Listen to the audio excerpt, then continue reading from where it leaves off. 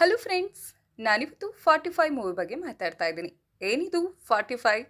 ಸಿನಿಮಾದ ಹೆಸರೇ ಒಂದು ಕ್ಯೂರಿಯಾಸಿಟಿನ ಕ್ರಿಯೇಟ್ ಮಾಡುತ್ತೆ.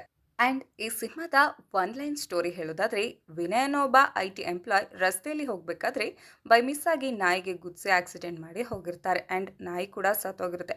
ಆ್ಯಂಡ್ ವಿನಯ್ ಅವ್ರಿಗೆ ನಾಯಿ ಸಾಯಿಸಿದ ಮೇಲೆ ಪಾಪ ಪ್ರಜ್ಞೆ ಅನ್ನೋದು ಕಾಡ್ತಾ ಇರುತ್ತೆ. ಅವರು ನೆಮ್ಮದಿಯಾಗಿರೋಕ್ಕಾಗಲ್ಲ. ಆ್ಯಂಡ್ ವಿನಯ್ ಮೇಲೆ ರಿವೆಂಜ್ ತೀರಿಸ್ಕೊಳ್ಳೋದಕ್ಕೆ ಅಂತ ಒಬ್ಬರು ಬರ್ತಾರೆ ನಾಯಿನ ಸಾಯಿಸಿರೋದಕ್ಕೆ. ಆ್ಯಂಡ್ ರಿವೆಂಜ್ ತೀರಿಸ್ಕೊಳ್ಳೋರಿಂದ ವಿನಯ್ನ ಕಾಪಾಡೋದಕ್ಕೆ ಅಂತ ಮತ್ತೊಬ್ಬ ವ್ಯಕ್ತಿ ಬರ್ತಾರೆ. ಈ ಮೂರು ಜನರ ನಡುವೆ ಏನೇನೆಲ್ಲ ನಡೆಯುತ್ತೆ ಆ್ಯಂಡ್ ಗರುಡ ಪುರಾಣದಲ್ಲಿ ಹುಟ್ಟು ಸಾವಿನ ಬಗ್ಗೆ ಏನಿದೆ ಅನ್ನೋದೇ ಈ ಮೂವಿಯ ಒನ್ ಲೈನ್ ಸ್ಟೋರಿ. ಆ್ಯಂಡ್ ಈ ಸಿನಿಮಾದ ಡೈರೆಕ್ಷನ್ ವಿಚಾರಕ್ಕೆ ಬಂದರೆ, ಸ್ಯಾಂಡಲ್ವುಡ್ನ the famous music director Arjun Janya ಅವರ ಚೊಚ್ಚಲ ಚಿತ್ರ ಇದು. 45 ಚಿತ್ರನ ಅರ್ಜುನ್ ಜನ್ಯ ಅವರು ಡೈರೆಕ್ಟ್ ಮಾಡಿದ್ದಾರೆ. ಈ ಸಿನಿಮಾನ ನೋಡ್ತಿದ್ರೆ ಇದು ಇವರು ಮೊದಲನೇ ಚಿತ್ರ ಅಂತ ಅನ್ಸೋದಿಲ್ಲ, ಯಾಕಂದ್ರೆ ಅಷ್ಟು ಚೆನ್ನಾಗಿ ಈ ಸಿನಿಮಾನ ಡೈರೆಕ್ಟ್ ಮಾಡಿದ್ದಾರೆ. ಆ್ಯಂಡ್ ಈ ಸಿನಿಮಾಗೆ ಮ್ಯೂಸಿಕ್ ಡೈರೆಕ್ಟರ್ ಕೂಡ ಅರ್ಜುನ್ ಜನ್ಯ ಅವರೇ. ಮ್ಯೂಸಿಕ್ ಅಂತೂ ಅದ್ಭುತವಾಗಿದೆ.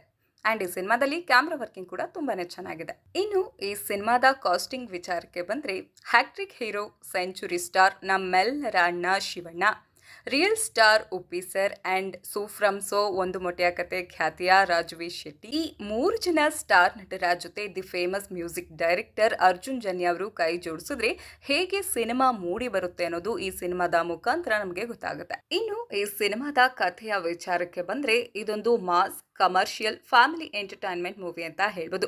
ಚಿಕ್ಕ ಮಕ್ಕಳಿಂದ ಹಿಡಿದು ದೊಡ್ಡವ್ರ ತನಕ ಕೂತು ನೋಡುವಂತಹ ಸಿನಿಮಾ ಇದಾಗಿದೆ. ಈ ಸಿನಿಮಾನ ತುಂಬಾನೇ ಯೂನಿಕ್ ಆಗಿ ಡಿಫ್ರೆಂಟ್ ಆಗಿ ಪ್ರೆಸೆಂಟ್ ಮಾಡಿದ್ದಾರೆ. ಆ್ಯಂಡ್ ಈ ಸಿನಿಮಾದಲ್ಲಿ ಅಲ್ಲಲ್ಲಿ ಮಧ್ಯದಲ್ಲಿ ಹಳೆಯ ಹಾಡುಗಳನ್ನ ಬಳಸಿರೋದು ಸಖತ್ ಮಜಾ ಕೊಡುತ್ತೆ. ಹಾಗೆ ಈ ಸಿನಿಮಾದಲ್ಲಿ ಗರುಡ ಪುರಾಣದ ಬಗ್ಗೆ ತುಂಬಾನೇ ಚೆನ್ನಾಗಿ ತೋರಿಸ್ಕೊಟ್ಟಿದ್ದಾರೆ.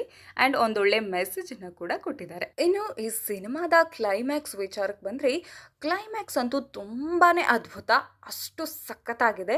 ನಾನೇನೋ ಒಂದು ಎಕ್ಸ್ಪೆಕ್ಟೇಷನ್ ಇಟ್ಕೊಂಡು ಹೋಗಿದ್ದೆ, ನನ್ನ ಎಕ್ಸ್ಪೆಕ್ಟೇಷನ್ ಇನ್ನೂ ಡಬಲ್ ಆಯಿತು. ಸಿನಿಮಾ ಒಂದು ಲೆಕ್ಕ ಆದರೆ ಕ್ಲೈಮ್ಯಾಕ್ಸ್ ಇನ್ನೊಂದು ಲೆಕ್ಕ ಅಂತಲೇ ಹೇಳ್ಬೋದು. ಶಿವಣ್ಣವರು ಲೇಡಿ ಗೆಟಪಲ್ಲಿ ತುಂಬಾ ಚೆನ್ನಾಗಿ ಕಾಣ್ತಾರೆ. ಆ್ಯಂಡ್ ಲಾಸ್ಟ್ 30 ಮಿನಿಟ್ಸ್ ಕ್ಲೈಮ್ಯಾಕ್ಸ್ ಅಂತೂ ನೋಡ್ತಾ ಇದ್ರೆ ಹಂಗೆ ಮೈ ರೋಮಾಂಚನಗೊಳ್ಳುತ್ತೆ. ಸೊ ಫೈನಲಿ ಅರ್ಜುನ್ ಜನ್ಯ ಅವರ ನಿರ್ದೇಶನದಲ್ಲಿ ಮೂಡಿ ಬಂದಿರುವ ಈ ಸಿನಿಮಾ ಮಲ್ಟಿ ಸ್ಟಾರ್ ಸಿನಿಮಾ ಆಗಿದೆ. ಆ್ಯಂಡ್ ಸಿನಿಮಾ ಕೂಡ ಸಖತ್ತಾಗಿದೆ ಅಂತ ಹೇಳ್ಬೋದು. ನನಗಂತೂ ತುಂಬಾ ಇಷ್ಟ ಆಯಿತು.